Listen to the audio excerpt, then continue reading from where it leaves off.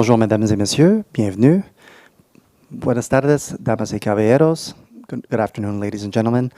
My name is Sung-Hoon Kim, and I'm here to welcome you to the International Civil Aviation Organization's 40th Assembly SkyTalks.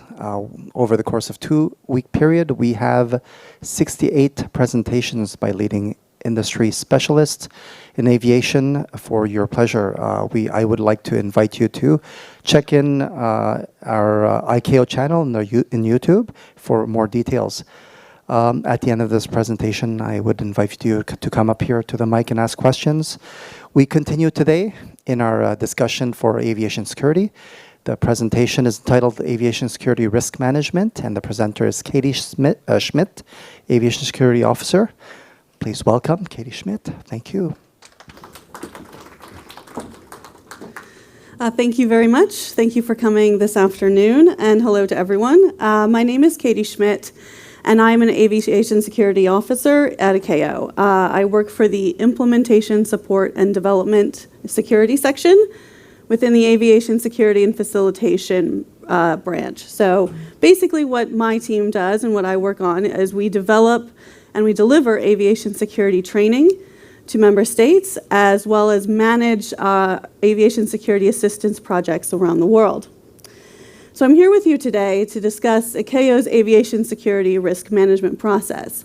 Now I want to take a quick note at the top of this to say that this is the aviation security risk management approach. This is not safety, this is not anything else. We're purely looking at aviation security here today. The methodology we're going to discuss today is prevalent in many of ICAO's documents. It's in our Aviation Security Guidance Material, Doc 8973. It's also available in our Risk Context Statement, which is ICAO Document 10108. And it's also the basis of our ICAO Risk Management Workshop that is available for delivery throughout the world. Okay, so let's get started.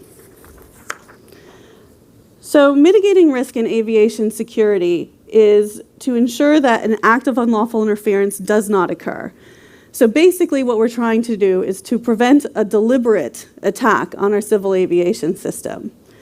And so first we must ask ourselves, why is civil aviation an attractive target? So if we go to the slide, there are some very important reasons here. So in a successful attack, it has the ability to inflict mass casualties, it has the ability to inflict damage to economies or travel.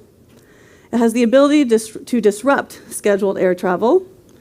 A successful attack provides an attractive, high-profile target, which brings then symbolic statements that generates media attention. And finally, a successful attack would generate public anxiety. So for all of those reasons, we see civil aviation as an attractive target that we must protect. So what risk management allows us to do, whether it's at a state level, an airport level, or regional level, is it allows us to identify risks to an airport and its operations, and ensure mitigation actions are included in national and airport security programs. It also allows us to develop operational requirements that will mitigate risk, and it helps to identify threats to civil aviation. So when we talk about risk management, we like to talk about the benefits of risk management. Why is it important? Why do we want a risk management system? So what does it bring to the table? So it provides a systematic approach to examine the key components of risk and to produce a risk assessment. So what this means, it provides a common frame of reference within an aviation security environment, so we can communicate issues and determine priorities. So it allows you to review your entire aviation system and to determine where additional mitigation measures are needed and where they aren't. It also assesses your security environment, focusing on keeping vulnerabilities to an acceptable level. So within a risk management process, we can identify what's an acceptable level of vulnerability and what isn't, and then take the necessary actions to raise those unacceptable levels of vulnerability to a level that's acceptable for us. Risk management system informs the effective allocation of limited resources. So this is very important. We all operate with limitations, whether it's with resources, in time, in personnel, with money, so we can't fix all things. So in this environment of limited resources, having a prioritization of what we want to do to mitigate risk to civil aviation is very helpful, and that is what a risk management process gives us. And finally, it provides a basis for prioritizing mitigation strategy alternatives. So when we have a risk assessment methodology, we are measuring all aviation security scenarios against the same scoring methodology. So again, we can identify areas that we need to address with further actions, or we can ensure that what we're currently doing is acceptable and mitigating threats to civil aviation. Okay, so I'm going to start with a definition. So this is how we define risk within an ICAO aviation security context. Risk is defined as the probability of an act of unlawful interference being successfully carried out on a specific target, based on an assessment of threat, consequence, and vulnerability. So our risk score, or our risk assessment, is a compilation of a threat, a consequence, and a vulnerability assessment. So we're going to spend a little bit of time going through each of those three risk inputs in a bit more detail. Well, right now. Okay. So when we talk about threat in aviation security for ICAO, threat is defined as the probability or likelihood that an act of unlawful interference is attempted based on an adversary's intentions and capabilities, but not taking into account current security measures. So when we talk about intent and capability, what does that mean? So an intent is the likelihood that an adversary will choose a given attack scenario. So they have a desire to do something, a desire to attack civil aviation. The capability, then, is that a measure of an adversary's resources or skills. So are they able to attack civil aviation? So both intent and capability must be in place for a threat to be existent for us. We may have an adversary or a group or individual that would like to attack civil aviation but doesn't have the know-how or the capability. On the flip side, you may have a group or an individual who has the capability to, say, build a complicated improvised explosive device, or IED, but if they don't have the desire to target civil aviation, then there is no threat. So unless we have both of those in play, we don't see a threat to civil aviation. Okay. Moving on to our second risk input is consequence.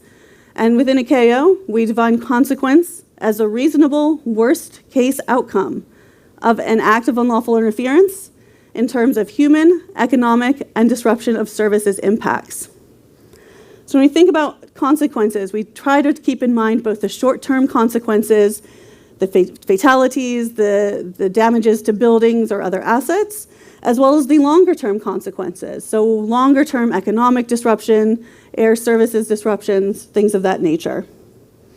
When we're trying to score consequence within our risk management methodology, we assume that the attack is successful. Okay? So that's how we know what the reasonable worst case outcome means. The attack is successful, so how bad was it?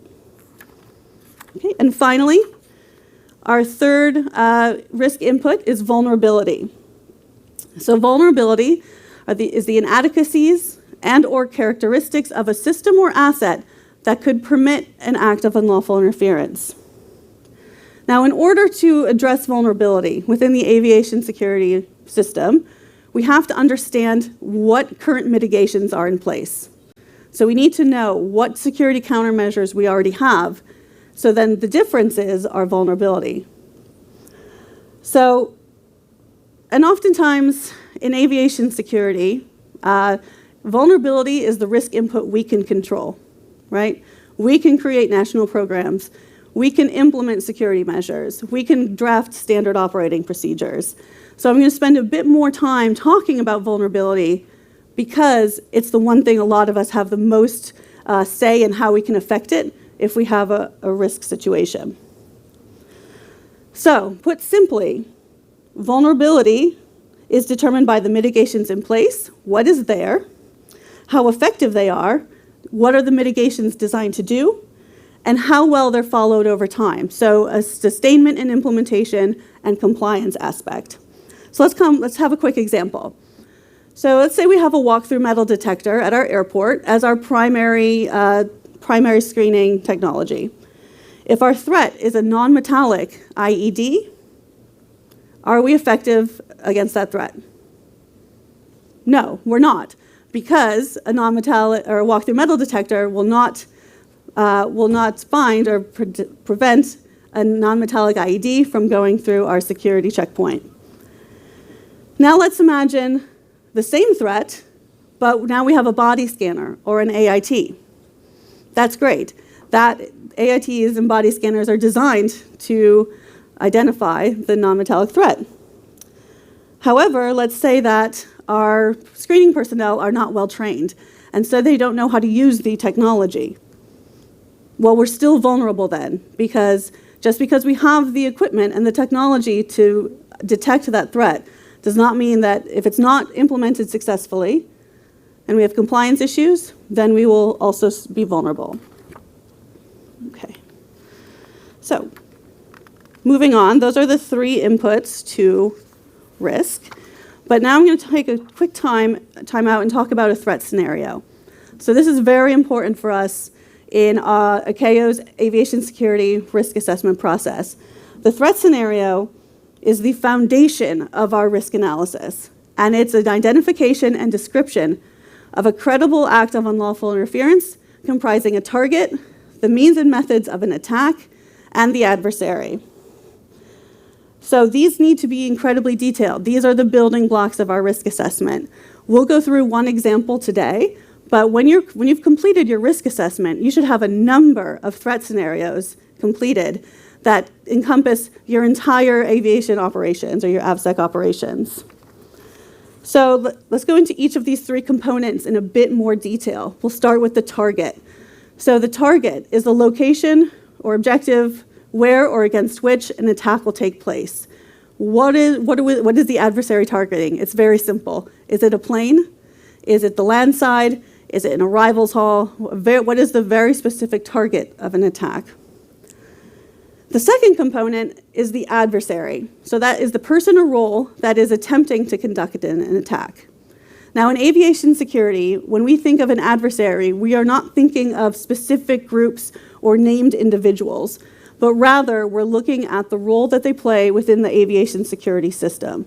So that would be a passenger or an insider. And so if they're an insider, what role does the insider play? Are they a baggage handler? Do they work in a duty-free? So you kind of can have a bunch of different scenarios depending on the type of adversary you're looking at. And the third component is the modus operandi, so the means and the methods of the attack. So the weapon the adversary is using, how it's concealed, and how that adversary gets to the target. So basically that third component, the MO, links your adversary to your target and how they get there. Okay, so some examples are on the slide. How the adversary can instigate an attack, whether it's an IED or a gun, how they get the weapon to the target, so on the body, in your hold baggage, accessible property, etc., and by which path an adversary reaches the intended asset, so via the passenger checkpoint, a perimeter breach, etc.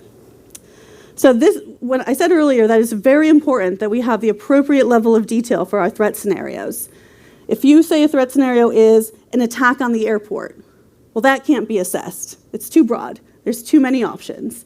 But if you have a scenario of those 3 components, say a parked vehicle-borne IED outside a passenger terminal, then that's a threat scenario that we can assess using our risk assessment methodology. Okay. So now we've done a little bit of definitions and introduction. So I'm going to take you through an example of how we would apply the ICAO risk management methodology to an actual threat scenario. So our example threat scenario is a passenger-borne, non-metallic, improvised explosive device, IED, detonated on a passenger aircraft. So going back to our 3 components, our target is the plane, our adversary is the passenger, And our MO is the non-metallic IED concealed on the body, traversing the passenger checkpoint. So what that means is our adversary is entering the airport like a regular passenger, checking in, going through the security checkpoint, if there's additional gate screening, going through gate screening, and then getting on the plane. So we'll do a risk assessment of this threat scenario for a hypothetical airport. And for this, we'll use the ICAO scoring methodology. We won't get into all the details of it here, but it is available in the documents that I mentioned earlier, the guidance material, Doc 10108, the risk context statement, as well as available in the risk management workshop. So starting with threat. So here's a row of our risk register. We have our threat scenario identified, and now we are going to determine what our threat score would be. So the ICAO scoring methodology has a 5-point scale. We have high, medium, low, and low. Okay, not that complicated. So as a best practice, just as we start scoring our risk inputs, it's important to document our rationale for our score. Risk assessment should happen on a cyclical basis. So it's nice to remember why you chose a specific score the last time you did a risk assessment. So so we have our threat scenario. Now, as we consider what the score will be, let's look at our hypothetical airport that we're talking about here. So we need to pull together what we know about the possible adversary and their intent and capability. We know that the adversary has tried to bring a bomb on board a plane before, in recent years using a variety of methods, to include concealment of an IED on the body. We also know that the adversary is capable of building that device. Historical examples include the underwear bomb and shoe bomb, and that there's a continuing capability to build this device. So then what's our threat score? Using the ICAO threat scoring methodology, which takes into account how plausible a scenario is, intent and capability, recent historical examples, and intelligence of current attack planning, our threat score would be high. Okay, moving on, I'll walk you through a consequence scoring example for the same threat scenario. So now we need to think about what are the consequences of this possible attack. So let's think about what we know about the flight being targeted. So we know it's an international long-haul flight. So there are hundreds of passengers on board. Assuming the attack is successful, which we must do when we calculate consequence, we know that all planes would be grounded until additional security measures could be implemented, causing billions of dollars in loss for the airlines and also long-term economic costs. So now what is the consequence score? Using the ICAO consequence scoring methodology, that takes into account number of deaths, economic damages, and disruption of air services, our resulting consequence score would be high. Okay? So finally then, let's look at our vulnerability. So we've scored threat, we've scored consequence. Remember, when we look at vulnerability, we must understand what current mitigations are in place before we can actually score vulnerability. So let's think about what hypothetical measures are in place at our airport for this example. So we'll go back to the earlier example where our primary screening methodology or primary screening countermeasure is a walk-through metal detector. However, if there's alarm resolution or a random and unpredictable referee to secondary screening, we have a physical pat-down and an ETD. So what does this mean? And there are no known compliance issues. Okay, so what does this mean? First, we must ask ourselves if our countermeasures in place are effective. So as we spoke about earlier, if we have a walk-through metal detector and a non-metallic IED, or a non-metallic threat, we do not have an effective primary screening countermeasure. However, pat-downs and ETDs used in alarm resolution and on a random and unpredictable basis are effective. So there will be no alarm resolution because the walk-through metal detector will not alarm for a non-metallic IED. But let's say 3% of our passengers receive a random and unpredictable screening of a pat-down or an ETD, both of which are effective against this threat. So that means 3 out of 100 passengers are receiving an effective countermeasure for this threat. So what is the vulnerability score? The ICAO vulnerability scoring methodology takes into account documented and implemented measures in our national and airport security programs, the scope of these mitigating measures, and the effectiveness of the measures in place. And as a result of this information, the vulnerability score would be high. Okay, or medium high, pardon me. So moving on then, we've scored our inputs: threat, consequence, vulnerability, using the ICAO methodology. Now when we look to score risk, we take a kind of a look at what our 3 inputs are and build a risk score based on that. So there is no ICAO methodology or scoring for risk. It's taking into account our 3 inputs. For ease of the example today, we'll just go straight across. We have a high threat, a high consequence, and a medium high vulnerability. So that will lead us with a resulting risk score of high. Okay? You can decide to weight risk inputs differently. Perhaps threat is what is your biggest concern. So you can put more emphasis on threat as you determine your risk score. But for us, we're going to take all 3 inputs equally. Okay. So we've done a risk assessment. We have our risk score. That's great. But we're not done yet. So what we need to do then, we have everything written down. We have risk scores for our entire aviation security operations. But now we need to make a decision. Are the resulting risk scores for a threat scenario acceptable or unacceptable? If they're acceptable, and we're okay with the resulting risk score, then we're fine. We don't need to take action right now. We can come back to these threat scenarios if there is a change in an input, like a new and emerging threat, or if there's a new terminal being built at our airport, we can come back and review these, or also review them on a regular basis. However, if we have a threat scenario or 2 or 3 or 5 where the risk score is unacceptable, then further mitigation actions are required. So we'll have to determine what additional countermeasures we can put into place, short-term, long-term solutions, and this is where the real world kind of comes in a little bit. So this is where we'll be constrained by those limited resources.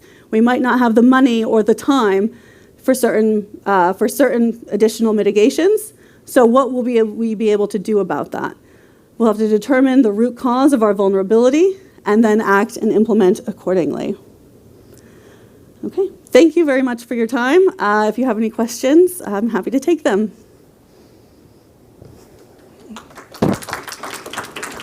If you have any questions, I would like to invite you to step up to the mic.